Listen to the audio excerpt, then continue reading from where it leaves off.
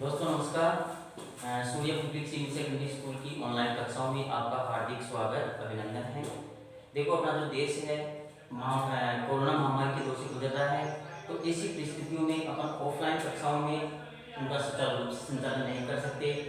इसीलिए जो अपने संस्था महोदय हैं, संस्था निदेशक महोदय जैसे राधेश्याम मिकमावत ने बहुत ही अच्छा सराहनीय प्रयास किया है कि जो बच्चे हैं उनकी पढ़ाई में कोई किसी प्रकार की बाधा नहीं आई। तो ऐसे ही अपन ऑनलाइन कक्षाओं की शुरुआत कर रहे हैं। इसमें जो आज भूगोल विषय है, भूगोल विषय की विस्तृत चर्चा के बारे में आज चर्चा करेंगे अपन।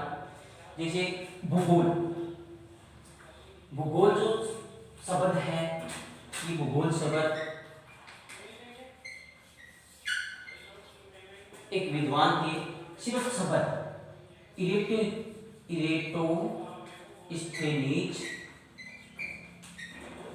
इरेटोस्थेनीज महोदय हैं, उन्होंने दिया था सिर्फ भूगोल शब्द। इसके इस भूगोल को एक व्यवस्थित रूप से किसने प्रस्तुत किया? एक हिकेटियस नाम के विद्वान थे।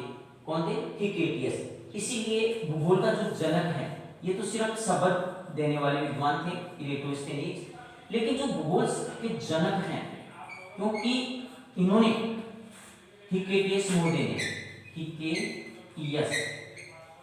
इन्होंने भूगोल को एक व्यवस्थित रूप से व्यवस्थित किया, इन्होंने प्रस्तुत किया, इसीलिए इनको भूगोल के जनक के नाम से जाना जाता है।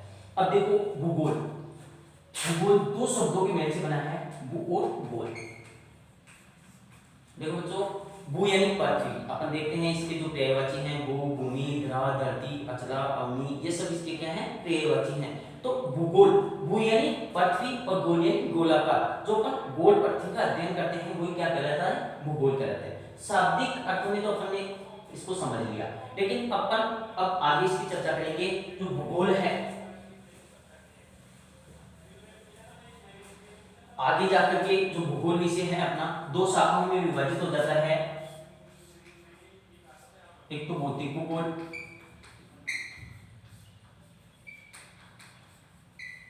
और एक मानव भूगोल। मानव भूगोल, भूगोल आगे जाकर के दो शाखाओं में विभाजित हो गया, एक तो भौतिक भूगोल और दूसरा मानव भूगोल। अब भौतिक भूगोल देखिए, जो कक्षा 11 की बुक है उसमें इसकी विस्तृत व्याख्या होगी, विस्तृत चर्चा है। भौतिक यानी फिजिकल पार्ट्स, भौतिक जो पृथ्वी है, इसकी संरचना, इसके आंतरिक भाग में क्या क्या है, क्या क्या नहीं है, रॉक्स हैं, चट्टानें हैं, इस पृथ्वी पर महाद्वीप, महासागर हैं, सारी चीजें इसमें, जैसे समुद्र विज्ञान आ जाता है, भूआकृति विज्ञान आ जाता है और जलवायु विज्ञान, ये सब इसमें सम्मिलित रूप से की हुई है। और जो दूसरा भाग है मानव भूगोल, ये कक्षा 12 के अंदर है। मानव इस पर रहकर के जो क्रियाकलाप कर रहे हैं, व्यवसाय कर रहे हैं, क्या क्या प्रतिक्रियाएं कर रहा है, ये सारे मानव के बारे में जो अध्ययन करेंगे वो किसमें आएगा? मानव भूगोल में। अब थोड़ी सी एक चर्चा अपन यहाँ कर लेते हैं। जो भौतिक भूगोल है, इसके जो जनक हैं वो हैं पोसिडोनियस।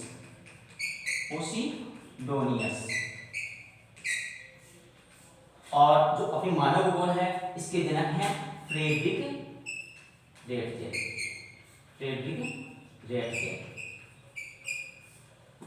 आज अपन जो मानव भूगोल पार्ट 12 के पार्ट में आता है, इसकी विस्तृत सिलेबस के बारे में मैं चर्चा करूंगा और इसी को आज शुरुआत करने जा रहे हैं। देखिए मानव भूगोल,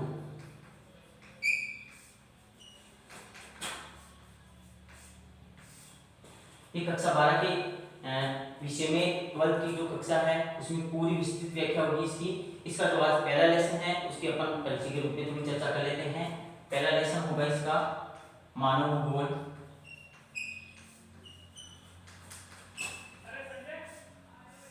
प्रकृति एवं विषय क्षेत्र।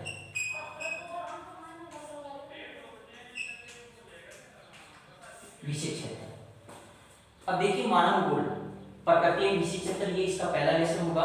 कक्षा 12 के अध्याय का पहला बुक का पहला लेसन है मानव भूगोल।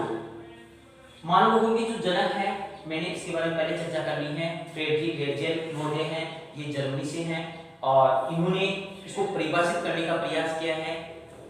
देखो छात्रों ध्यान से सुनना, मानव भूगोल के बारे में हेर्ज़ेल महोदय क्या कह रहे हैं।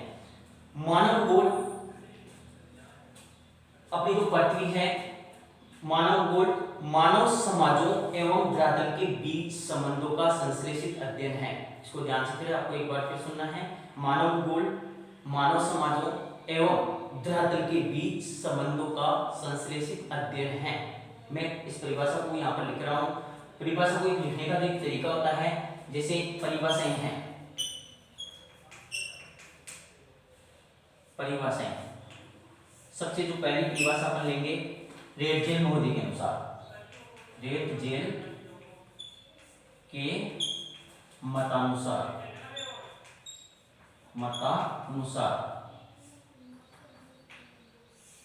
इसको इन्वर्टेड कॉमा में बंद करना है। मैं यहाँ पे इस परिभाषा को लिख रहा हूं, साथ ही साथ आप लिखते रहना। मानव भूगोल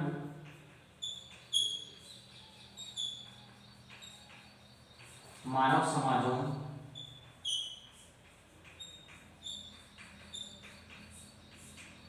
एवं धरातल के बीच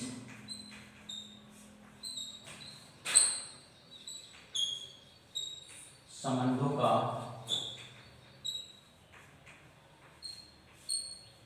संश्लेषित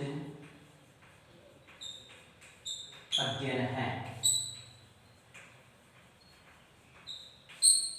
अब आपको इसको समझना है। मानव भूगोल क्या है? मानव भूगोल मानव समाजों एवं धरातल के बीच, जो मानव समाज है वो जो हमारे जिस पृथ्वी पर निवास करते हैं, इस धरातल है, इन दोनों के बीच जो रिलेशन है, संबंध है, उनका संश्लेषित अध्ययन है, व्याख्यात्मक अध्ययन है। इसके बारे में जो अपन अध्ययन करेंगे वो क्या कहलाता है? मानव भूगोल कहलाता है। जो इनकी शिष्या थी, ये जर्मनी से हैं और इनकी एक शिष्या है, उनका नाम है इसी सेम्पुल।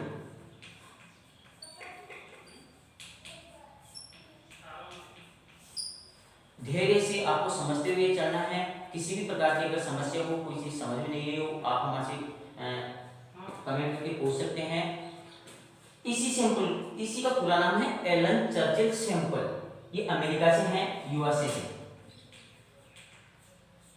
अब देखिए, इन्होंने मानव भूगोल को समझाने का प्रयास किया है। मानव भूगोल अस्थिर पृथ्वी और क्रियाशील मानव के बीच परिवर्तनशील संबंधों का अध्ययन है। फिर दोबारा से सुनो, मानव भूगोल अस्थिर पृथ्वी, पृथ्वी कैसी है? अस्थिर है, ये हमेशा क्रिया करती रहती है, मतलब घूमती रहती है, स्थिर नहीं है। अस्थिर पृथ्वी और मानव कैसा है? ये क्रियाशील है। मानव भी स्थायी अपनी जगह थोड़ी निवास करता है, कुछ न कुछ करता रहता है। तो अस्थिर पृथ्वी और क्रियाशील मानव के बीच रिलेशन संबंध कैसे हैं? परिवर्तनशील, हमेशा ये बदलते रहते हैं। इसलिए इन्होंने क्या कहा? मानव भूगोल अस्थिर पृथ्वी और क्रियाशील मानव के बीच परिवर्तनशील संबंधों का अध्ययन है। मैं यहाँ पे इस परिभाषा को लिख रहा हूँ, इसको परिभाषा को अपन इन्वर्टेड कॉमा में बंद करेंगे। मानव भूगोल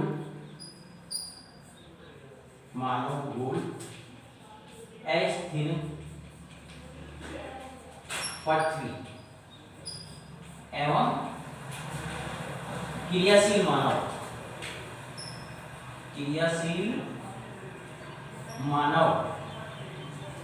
या इसको अपन चंचल मानव भी कह सकते हैं, चंचल मानव, क्योंकि क्रियाशील कर दिया चंचल एक ही बात है। कई बुकों में ये चंचल भी लिखा हुआ है। क्रियाशील मानव के बीच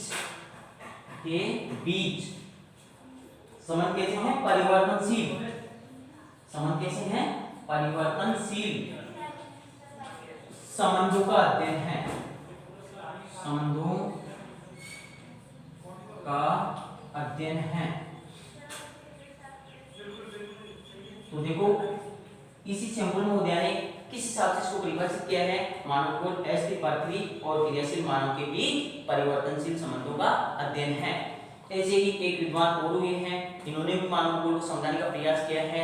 वो हमारे फ्रांस के पाल विडाल डी ला ब्लांस महोदय हैं।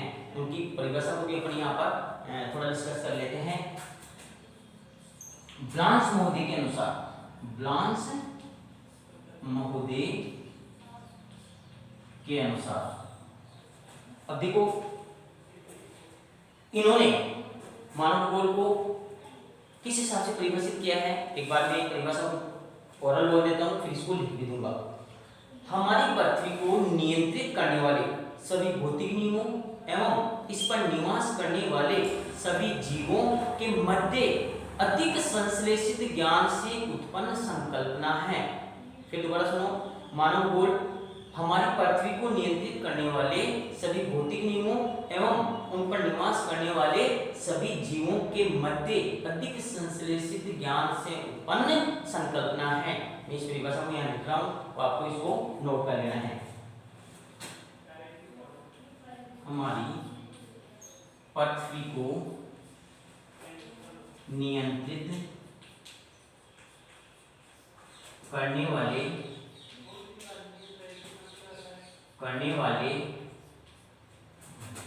भौतिक नियमों एवं इस पर निवास करने वाले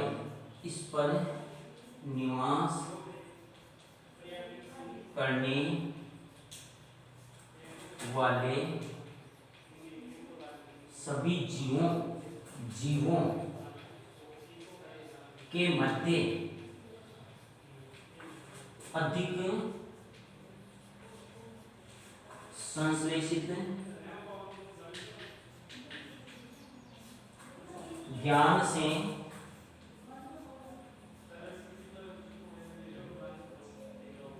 उत्पन्न संकल्पना है।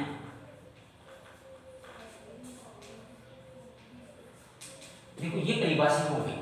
अब जो अपना जो पहला लेसन है मानव भूगोल प्रकृति एवं विशेषत्व, इसमें अपन ने आज चर्चा की है तीनों परिभाषाओं की, तीनों विद्वान। ये हमेशा कैसे कैसे प्रश्न आता है, हमेशा आता है इस लेसन में से मानव भूगोल की या तो परिभाषा पूछ लेंगे या फिर परिभाषा देख करके, जैसे मानव भूगोल अस्थिर पृथ्वी एवं चंचल मानव के बीच परिवर्तनशील संबंधों का अध्ययन है, ये परिभाषा किस विद्वान की है, तो आपको ये बताना है। तो परिभाषाएं आपको याद होनी चाहिए, इनके बारे में समझना चाहिए कि भाई ये क्या कह रही है, क्या है क्या नहीं है। तो तीन विद्वान हुए हैं, इन्होंने मानव भूगोल को परिभाषित किया है। अपन आगे चल करके इसमें इसकी जो विचारधाराएं हैं, मानव भूगोल की जो विचारधाराएं हैं, तीन विचारधाराएं, निश्चयवाद, संभववाद और नवनिश्चयवाद, उनके बारे में चर्चा करते हैं। आप इसका स्क्रीनशॉट लेकर के या फिर इस वीडियो को कैसे भी रोक करके आप इनको उतार सकते हो। अपन आगे इसकी विचारधाराओं के बारे में चर्चा कर रहे हैं। मानव भूगोल की जो विचारधाराएं हैं वो तीन विचारधाराएं हैं, निश्चयवाद, संभववाद और नवनिश्चयवाद। परीक्षाओं में सीधा सी प्रश्न पूछा जाता है कि साहब निश्चयवाद के जनक कौन है, संभववाद के जनक कौन है या नवनिश्चयवाद के जनक कौन है। तो थोड़ा सी मैं यहाँ पर थोड़ी चर्चा करूंगा विचारधाराएं।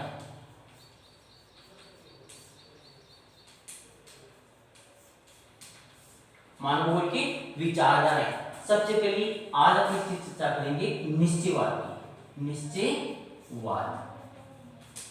दूसरी है संभववाद, संभववाद। और तीसरी है नवनिश्चयवाद, नवनिश्चयवाद। साधारण शब्दों में पहले इनका अर्थ समझना है। निश्चयवाद, पृथ्वी का जन्म हुआ, जन्म होने के बाद में इसके ऊपर मानव का जन्म हुआ, वायुमंडल की संरचना होने के बाद में लाख करोड़ों वर्षों पहले की बात है, जब पृथ्वी के जन्म के बाद में मानव का जन्म हो जाता है। लगभग 20 लाख वर्ष पहले हो चुका था मानव का जन्म। और मानव जैसा आज आधुनिक मानव है वैसे पहले नहीं था। ये जंगलों में निवास करता था और कंदमूल फल खा करके अपना जीवन यापन करता था, कच्चा मांस खाता था, पका करके नहीं खाता था, क्योंकि जब पहले आता ही आविष्कार नहीं हुआ था। तो जो निश्चयवाद का शाब्दिक अर्थ आपको समझना है कि जो मानव है पहले प्रकृति को सर्वोपरि मानता था और प्रकृति ही इसकी पूजा करता था, प्रकृति की, और प्रकृति को भगवान के स्वरूप मानता था। तो ये विचारधारा क्या करेंगे, निश्चयवाद, सब कुछ प्रकृति ही निश्चित करती थी और प्रकृति के नियमों का उल्लंघन नहीं करता था मानव। प्रकृति को सर्वोपरि कौन माना है, मानव, और मानव इसको एक भगवान के स्वरूप मानता था। क्योंकि प्रकृति क्या है, मानव को खाने के लिए भोजन प्रदान कर रही है, रहने के लिए उसको घर प्रदान कर रही है, गुफाओं में मानव रह रहा था। तो ये सब कुछ सारी इस विचारधारा के अंतर्गत आती है। निश्चित था, सब कुछ मानव, सब कुछ किसको मानता था? प्रकृति को। प्रकृति यहाँ सर्वोपरि है। इसके विपरीत अपन चलेंगे संभववाद में। धीरे धीरे मानव का विकास हुआ, मानव ने कई शोध किए और कई अपने हर कार्य को, जिस हिसाब अग्नि का आविष्कार हुआ, पहिए का आविष्कार हुआ, मानव ने स्थायी कृषि करना प्रारंभ कर दिया, पशुपालन है, तो सारी चीजें मानव ने प्रकृति के नियमों की धज्जियां उड़ाना शुरू कर दिया। प्रकृति को इतना जबरदस्त नुकसान पहुंचाया कि साहब इसके विपरीत आ गई। मानव यहाँ पर निश्चयवाद में क्या कर रहा है? प्रकृति को सर्वोपरि मान रहा है, लेकिन यहाँ पर प्रकृति के नियमों की धज्जियां उड़ रही है। प्रकृति के नियम, प्रकृति को जबरदस्त नुकसान पहुंचाया जा रहा है। इस निश्चयवादी जो विचारधारा है, इसके जो जनक हैं रेटजेल महोदय हैं, रेटजेल। इनके समर्थकों में जैसे और इनकी शिष्या है साहब कट्टर निश्चयवादी थी एलन चर्चिल शैम्पूल है। अब इसके जो विपरीत विचारधारा है वो कौन सी है? संभववाद। समझना है सिर्फ आपको, बाद में नोट भी करेंगे। संभववादी विचारधारा के जो जनक हैं आपको, जो ब्लांस महोदय फ्रांस के हैं और ये इसके जनक हैं। इन्होंने इसको परिभाषित किया है कि मानव ने प्रकृति को जबरदस्त नुकसान पहुंचाया है, हर कार्य को मानव ने संभव कर बताया है और मानव प्रकृति से ऊपर हो गया है। प्रकृति के नियमों को यहाँ मान ही नहीं रहा कि ये विचारधारा इसकी विपरीत है।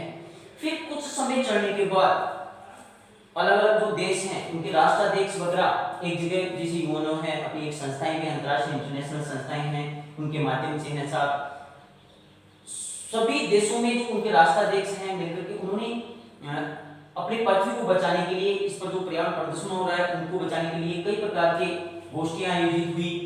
तो एक विद्वान हुए, इनका नाम है F.B. टेलर। नव निश्चयवादी विचारधारा को थोड़ा सी समझना है आपको, अभी नोट नहीं करवा रहा हूं। निश्चयवाद प्रकृति सर्वोपरि, संभववाद इसके विपरीत हो गया, लेकिन एक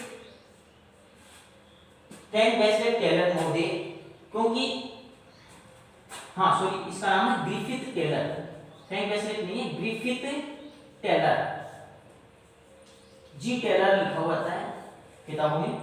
ये नव निश्चयवाद के जनक है ग्रिफिथ टेलर। तो इन्होंने जो इसको समझाने का प्रयास किया है, आपको उसी पर ध्यान देना है कि साहब न तो प्रकृति को सर्वोपरि माने और न प्रकृति के नियमों का उल्लंघन करें, न प्रकृति को नुकसान पहुंचाए। अपन एक बीच की विचारधारा इन्होंने परिभाषित की है कि साहब बीच का रास्ता निकाल लेते हैं, न तो प्रकृति को सर्वोपरि माने, न प्रकृति को कोई नुकसान हो, और अपन दोनों के बीच की जो एक मार्ग अपन निकालते हैं वही क्या है? कहलाई नव निश्चयवादी विचारधारा कहलाई। इन्होंने थोड़ा एक समझाने का प्रयास किया है, मैं भी आपको उसके उनके माध्यम से समझा रहा हूँ कि साहब एक ट्रैफिक पुलिस वाला होता है, एक चौराहे के ऊपर खड़ा रहता है, किस हिसाब से वो चारों तरफ से आने वाले साधन होते हैं, गाड़ी मोटर गाड़ियां हैं, उनको कंट्रोल करता है, उनको रोक लेता है, फिर इधर से कि भाई चल जाओ, फिर उनको रोक लेता है, फिर इधर वालों को बोलता है जाओ, फिर उनको रोक लेता है, इधर वालों को जाओ, इनको रोक करके इधर। तो एक मतलब रुको और जाओ, इस विचारधारा को परीक्षा में ऐसे कैसे हूबहू प्रश्न आता है, कौन सी विचारधारा रुको और जाओ के नाम से कहलाती है? रुको और जाओ, इसको इंग्लिश में कहेंगे स्टॉप एंड गो। क्या कहेंगे? Stop and go. या तो सीधा सी प्रश्न आएगा स्टॉप एंड गो के जनक कौन है? इस विचारधारा के जनक ग्रिफिथ टेलर। रुको और जाओ हिंदी में कहेंगे, किस हिसाब से इन्होंने जो 3 बत्तियां वहां पर दर्शाई हैं पुलिस वाले के माध्यम से, एक चौराहे को 3 ग्रीन, देखो 3 बत्तियां होती है, ग्रीन GRWN, येलो और एक रेड। जैसे रेड बत्ती, येलो बत्ती, ये पीली है, ये हरी है और ये लाल है। जब एक चौराहे के ऊपर पीली बत्ती की हो जाती है येलो, और सबसे पहले रेड होगी, रेड का मतलब रुकना है। जब 30 सेकंड 35 सेकंड या 60 सेकंड 1 मिनट के लिए उनको व्हीकलों को रोक दिया जाता है, तो लास्ट जो 5 सेकंड बचेंगे उस समय येलो जाएगी, पीली हो जाएगी, मतलब तैयार हो जाओ। रेड का मतलब रुको, येलो का मतलब तैयार हो जाओ, एंड जो ही ग्रीन होती है हरी, जाओ, तो रुको और जाओ। तो इससे नियमों का पालन भी हो रहा है और इसमें ये चीजें सर्वोपरि भी नहीं है। फिर मैं थोड़ा सी दोबारा इसको दोहरा रहा हूं। निश्चयवाद, संभववाद और नवनिश्चयवाद, ये तीन विचारधाराएं हैं। तीनों के जनकों के नाम मैंने आपको यहाँ बता दिए। निश्चयवाद की जो विचारधारा है इसके जनक कौन है? रेर्जल मोडे हैं। जो आपकी संभववादी विचारधारा है इसमें प्रकृति को सर्वोपरि माना था मानव, और इसके अंदर विपरीत काम हो रहा है। मानव प्रकृति की धज्जियां उड़ा रहा है, इसके नियमों का उल्लंघन कर रहा है और उसको जबरदस्त नुकसान पहुंचा रहा है। इसके जनक कौन थे? ब्लांस मोडे। समय परिवर्तनशील है, प्रकृति हमेशा अपने नियमों से चलती है, अपने नियमों से नहीं चलेगी, वो खुद के स्वयं के उसके नियम होते हैं। प्रकृति का अगर अपन नियमों का उल्लंघन करेंगे तो प्रकृति अपने को समय समय पर सजा भी देगी। तो निश्चयवादी यानी प्रकृति सर्वोपरि, इसमें रेर्जल मोडे क्या कह रहे हैं? प्रकृति को मानव सर्वोपरि मान रहा है, इसको भगवान के समान मान रहा है, इसकी पूजा कर रहा है। इसके विपरीत इसके नियमों का उल्लंघन हो रहा है यहाँ पर संभववादी विचारधारा में। और इसके जो जनक हैं ब्लांस मोडे हैं। और तीसरी जो इन दोनों की जो बीच की विचारधारा को प्रतिपादित किया वो किन्होंने किया? ग्रिफिथ टेलर मोडे ने। तो इसमें से यहाँ पर जो प्रश्न आते हैं सीधे सी इन विचारधाराओं के जनक पूछे जाते हैं। इनकी विस्तृत व्याख्या 2 नंबर में भी पूछी जा सकती है, मैंने यहाँ पर समझाने का प्रयास किया है।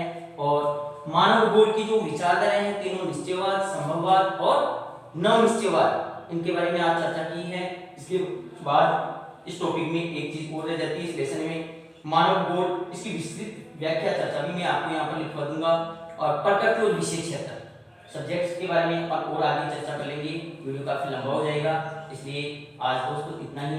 जय हिंद, जय भारत।